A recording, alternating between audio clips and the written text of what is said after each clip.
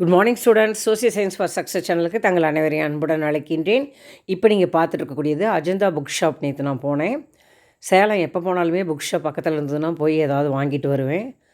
என்னுடைய பேரன் பேத்திங்களுக்கு அல்லது ஸ்டூடெண்ட்ஸுக்கு எதுக்காவது கொடுக்குறதுக்கு இப்படி வாங்கிட்டு வருவேன். இதெல்லாம் பார்த்திங்களா சுவாமி விவேகானந்தரோடது. இது ராமகிருஷ்ணா மடம்னு ஒரு மடம் இருக்குது ராமகிருஷ்ணா ரோட்டில். அங்கேயும் போனேன். அங்கேயும் குட்டி குட்டி புத்தகங்கள் எல்லாமே இருக்குது. அது பக்தி சம்மந்தப்பட்ட புத்தகங்கள் தான் இருக்குது. இதுதான் ராமகிருஷ்ணா மடம்னு சொல்லக்கூடியது.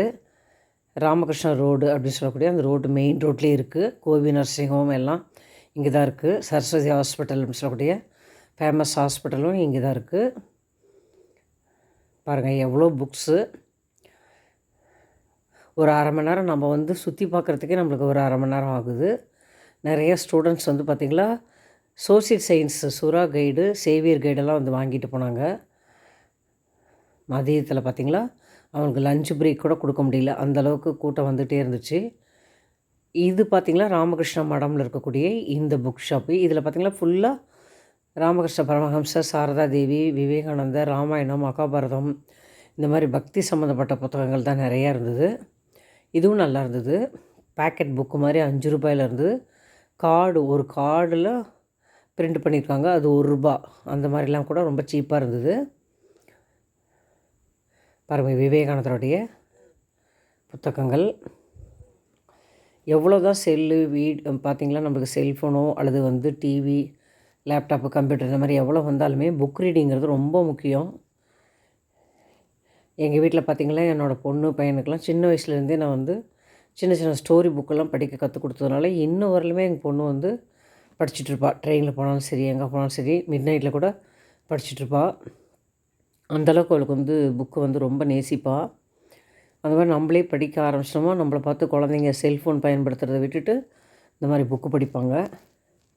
இந்த மாதிரி நீங்களும் உங்களுக்கு பிடிச்ச புத்தகங்களை ஒரு அரை மணி நேரம்னாச்சும் டெய்லி வாசித்து பழகிக்குங்க. ராமகிருஷ்ண மடம் அந்த புத்தக நிலையம் இருக்கு இல்லையா, அவங்க வேலை செய்கிறவர்.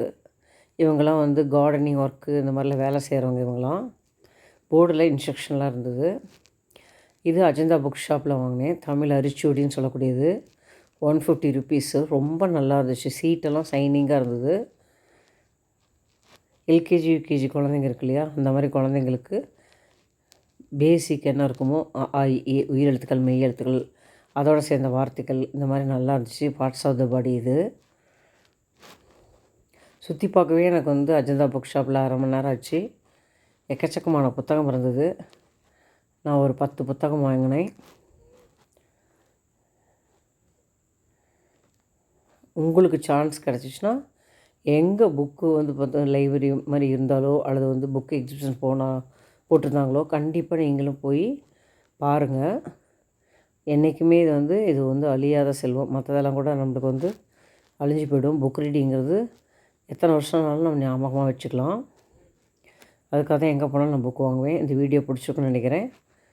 ஓகே ஸ்டூடெண்ட்ஸ், அடுத்த வீடியோவில் பார்க்கலாம். பை.